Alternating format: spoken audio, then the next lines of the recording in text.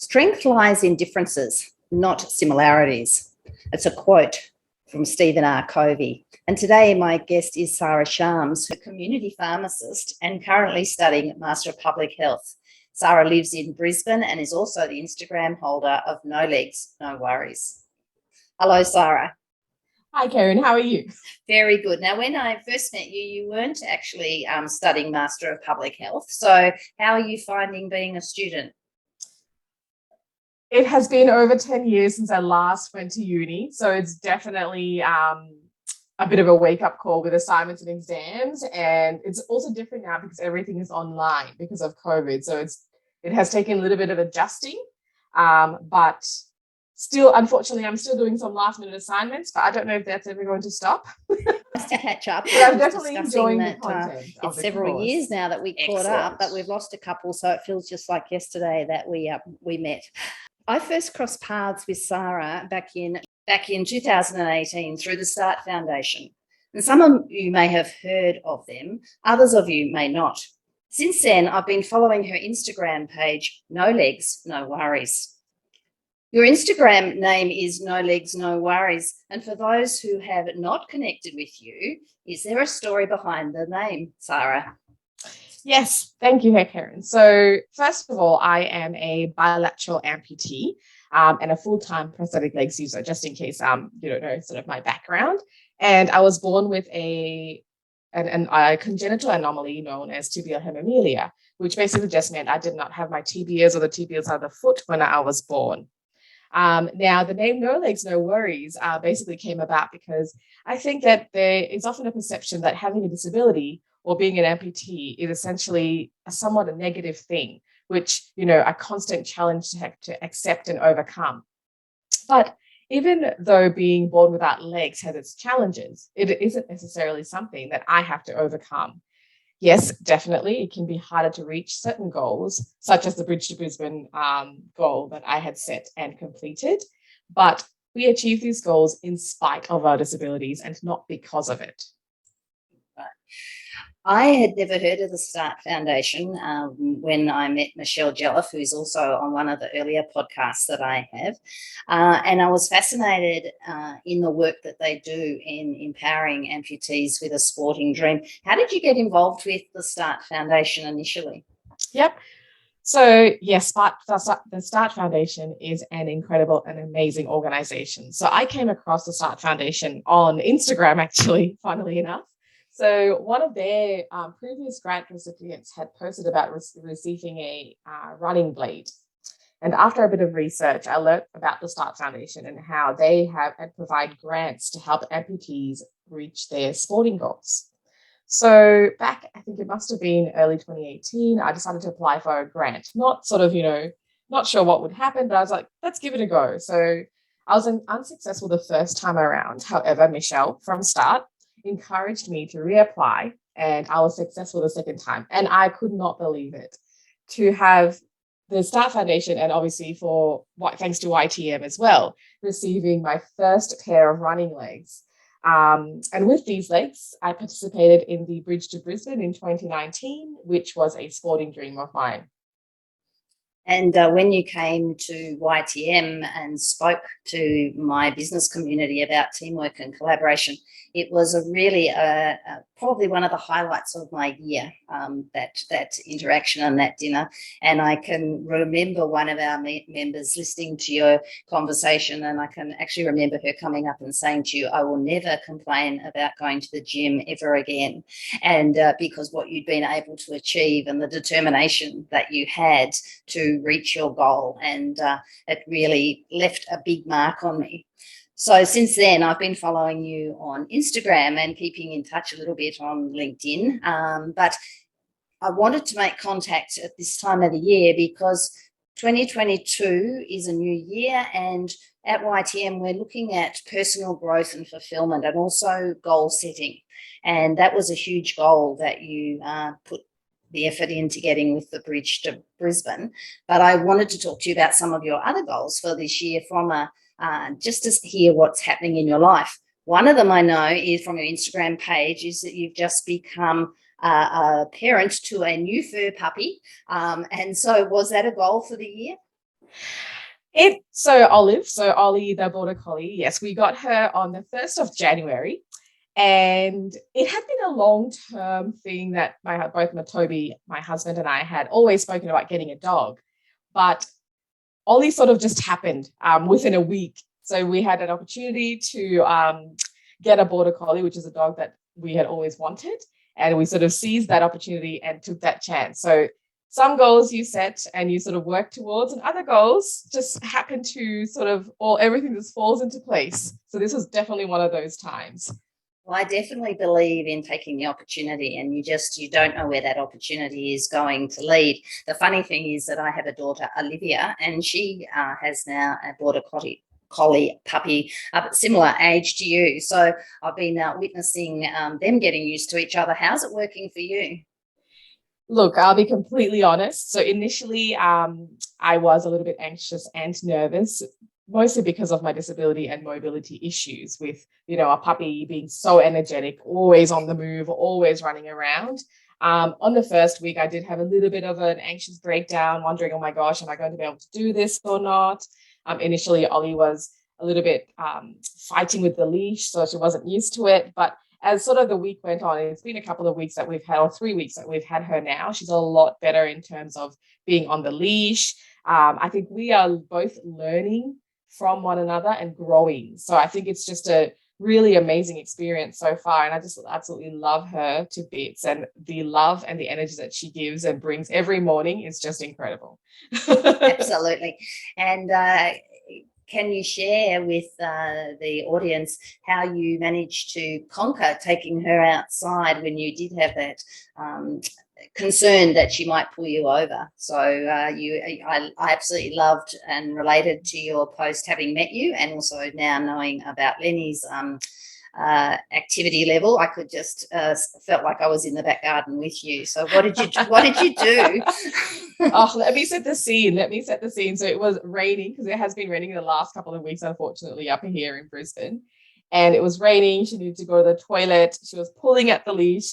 At one point, I just sat on the grass and I just sat with her and I held her for a few minutes just to hopefully calm her down a little bit, which worked.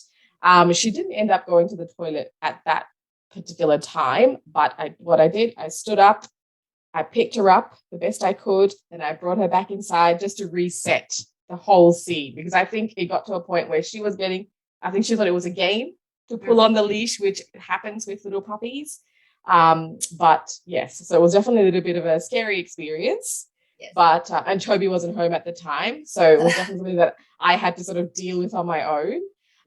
But definitely a learning experience, and it hasn't happened since then. And since that point, we've also been training her on the leash, giving her treats, and now she's a lot more used to it.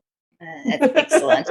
And I as I say, I relate very much to what you're going through. I really enjoyed keeping in touch with you on Instagram and sharing it to the YTM community. And I know that quite a few of the followers were people that were at the dinner.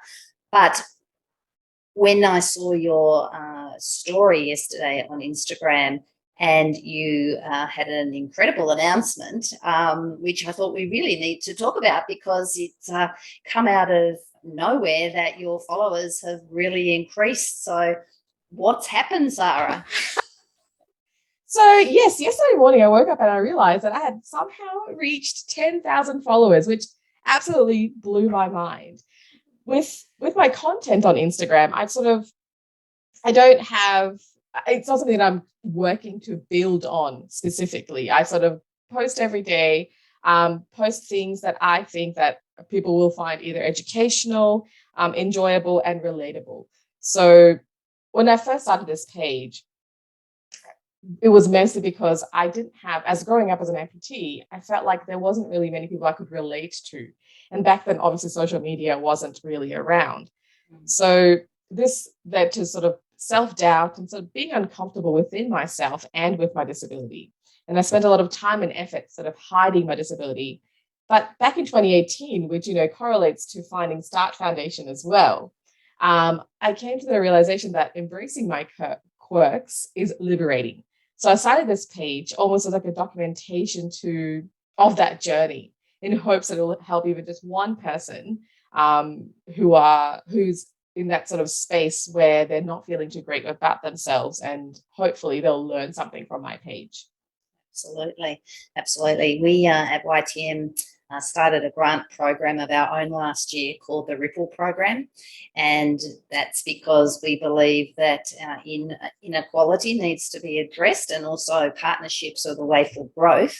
And your story and your journey was probably one of the first ripples that we were able to help to start, and also to develop, to amplify the fantastic work of START, and also for people to hear stories just like we're talking about now, and be able to think, now that's relevant to someone else who's perhaps having a bit of a hard time, or things are not always as bad as they seem. Listen to different perspectives of other people. And I think all of that, with you're trying to do with your Ripple in No Legs, No Worries, is just sensational.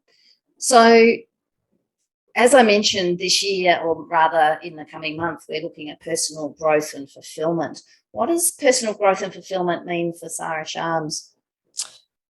I think that actually that's quite a tough question. I always like to have tough questions, because I like to get deeper rather than just the superficial things. You know, what is it that we really have to think about? And it's easy to say something off the top of our head, but if we really think about it, what is it that drives the individual? Yep, no, definitely. So I think growth comes with, I think fulfillment comes with growth. So I think those two words definitely go together. So for me, growth and fulfillment is when I set my own goals, and, you know, oftentimes I'll have to reset them, but the goals that are for me and not what I think that others might expect me to do. And Definitely. and so once I reach those goals, it's more, it's like a continual process of exploring what I'm capable of, improving on what I've done, looking at maybe possibly what mistakes I've made. And also, I think a big thing of growth and fulfillment is celebrating the achievements that we make and what we have. So it doesn't matter if it's a very small thing. I think celebrating the small achievements as well as the big ones are really important. Absolutely. I like to think of that problems are actually opportunities in disguise, and, you know, being pushed into a situation and then growing from having to find the way out of that, or to find the solution, is a challenge, but it's also incredibly rewarding when you do expand your ability and your knowledge in that area. Just even to have that confidence in yourself that I actually did do that. That was just amazing. Absolutely. And I think that the funding from YTM and START Foundation, and having that support, and being an amputee and not being able to run without that extra little bit of help and assistance of the running legs, I could not have achieved that goal. So thank you so much to START and YTM for providing that support that I would have needed to reach that dream. I think from a growth and fulfillment point of view, for me, is helping someone achieve their dream is growth and fulfillment for me. It's just, you know, it's an honor to be able to help someone achieve what really matters to them. And so that's been a privilege for us to have met you. And, you know, the world's a kaleidoscope, and everybody has a different experience, and it's by learning through the experiences of other people that we can grow as people. So have you set yourself some goals for 2022 that you are willing to share with us? Yes. So I've set a couple of goals, but I think as with goals, they also can change depending on sort of how things are progressing and not. So I guess in terms of a non-professional sort of goal, growing up as an amputee, I never saw people like myself in the media or on advertising campaigns or TV. And this also contributed negatively to my self-esteem, which sort of stayed with me until my late 20s. And today, even though there's increased representation and diversity, I think it can definitely be done better. Mm-hmm. And I want to be part of that change to normalize diversity and inclusion. And I want to work towards mainstream brands, including different models, so not your perfect standard body, because everybody should be represented. And I hope that one day it won't be a groundbreaking story to see someone with prosthetic legs in an ad for activewear, for example. And I really hope that, by contributing and having my quirks on display will mean that other children and adults like me will feel less different. Yes. Yeah, I think that's a wonderful goal to have. And I think that, personal goals are as equally, if not more important than business goals and professional goals, because, for me, business and work is part of life, but there is so much more to it. And so the event that we're having at the end of February is actually looking at pro bono work and the satisfaction that you can get by contributing your skills. And I know that you've worked with Start on a few opportunities.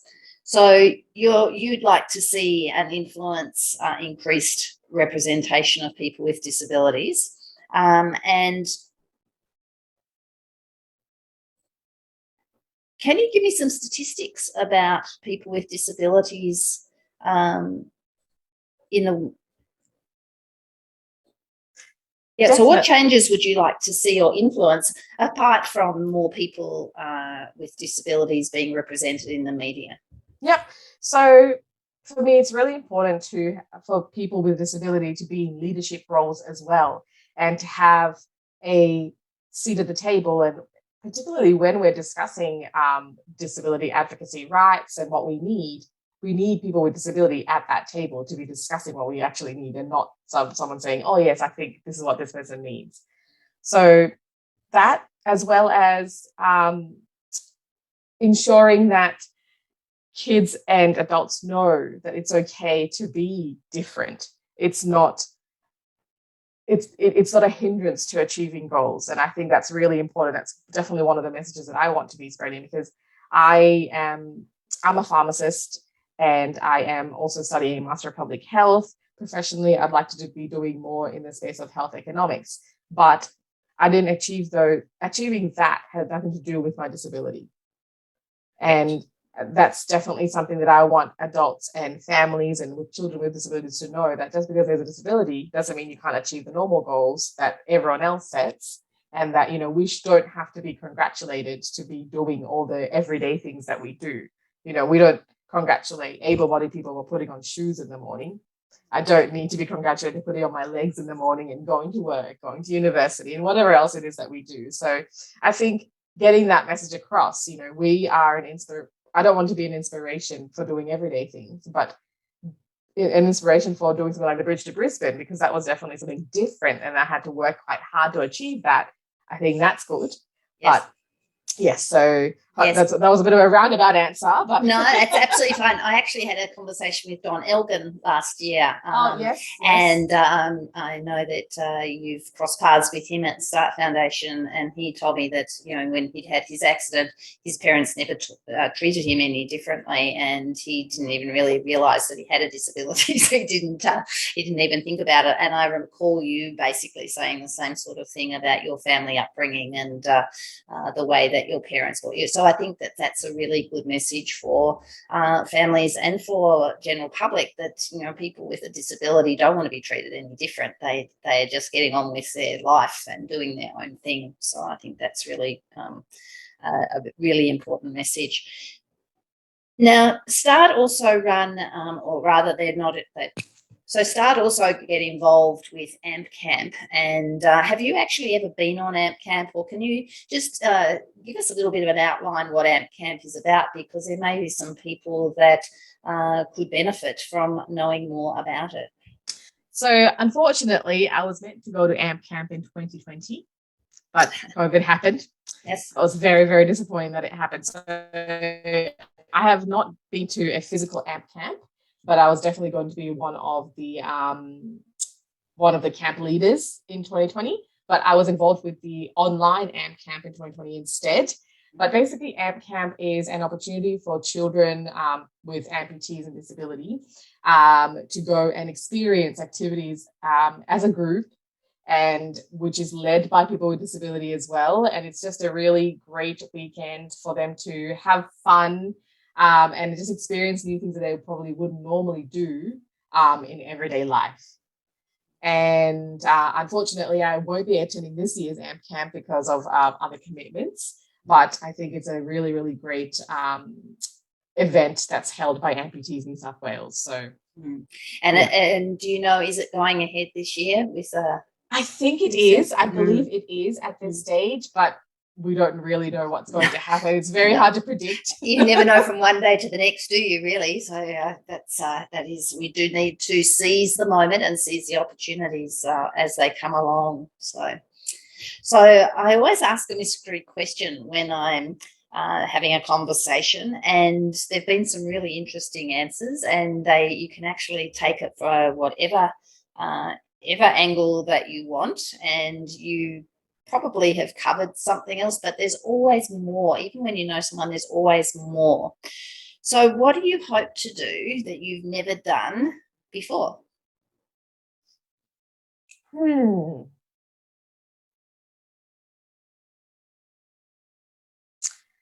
I think one thing, particularly with the growth on Instagram and doing a little bit of modeling and things like that. So one thing that I would like to do is be in a fashion show. I think that showing and displaying that people with disabilities, doesn't matter if you are missing a limb, are blind, anything like that, you can still be and should be included on something like fashion, because we all like to wear nice things, and just because we have a disability does not mean that we're not going to be wearing a particular item of clothing or accessory. So I think that's one thing that I would like to try and achieve this year. We'll see how we go. Yes, well, you never know. We're amplifying it now, and you never know who's listening and who's connected to who. That's the beauty of a network. So I am sure with your determination and your ability to connect, that there's good possibility that something can come out of our conversation today. So as we close off today, have you got a quote for me? Yes, and it's definitely something that I think has been relevant to me, particularly in the last couple of years. So embrace your quirks. Absolutely. Be yourself. Accept yourself and enjoy being who you are, and recognize there's nobody like you. I think that would be behind your comment. Is there anything else to add to that? Nope, I think you summarize it perfectly. And I think that once you start embracing your quirks and accepting yourself, opportunities come about, and you spend less time thinking about what other people may be wondering and more time doing what you want to be doing, which I think leads to more goals being reached and more things being achieved. So yes. Yeah, and lots of growth and fulfillment. And exactly. And I will be continuing to follow No Legs, No Worries on Instagram, and looking forward to seeing what 2022 brings for Sara Shams. Thank you for your time. Thank you so much for having me on this podcast, Kerryn.